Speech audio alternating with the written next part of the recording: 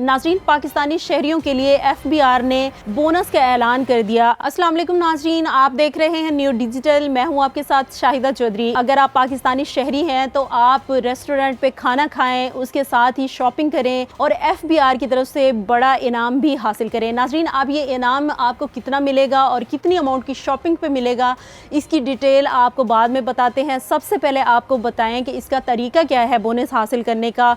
अक्सर नाजरीन, जितने भी आउटलेट हैं आप वहाँ से शॉपिंग करते हैं या फिर खाना खाते हैं तो आपको एक पे रिसिप्ट दी जाती है जिस पे टैक्स मेंशन होता है।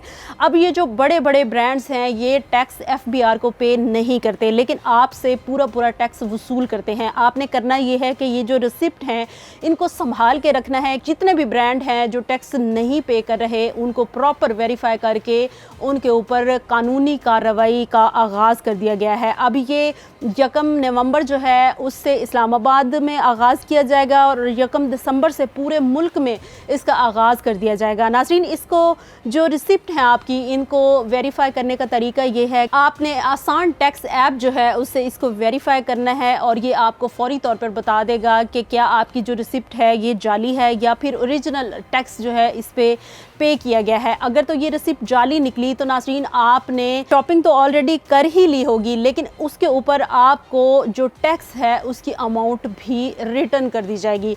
अगर तो आपने 5,000 की शॉपिंग की होगी तो आपको 10,000 का इनाम मिलेगा FBR की तरफ से, और अगर आपने 5,000 से ऊपर की शॉपिंग की होगी जितने भी पैसों की तो आपको FBR जो है वो 20,000 रुपये का इनाम देगा। उसकी वजह ये है नाज़रीन कि जो पाकिस्तानी अवाम टैक्स पे करती है बेसिकली वो उनको ही मिलना चाहिए और उसमें उनका फ़ायदा होना चाहिए, क्योंकि ये जो ब्रांड है ना तो ये टैक्स FBR को पे करते हैं और ना ही जो अवाम है उसको इसकी कोई खातिर ख्वाह सहूलत मिलती है।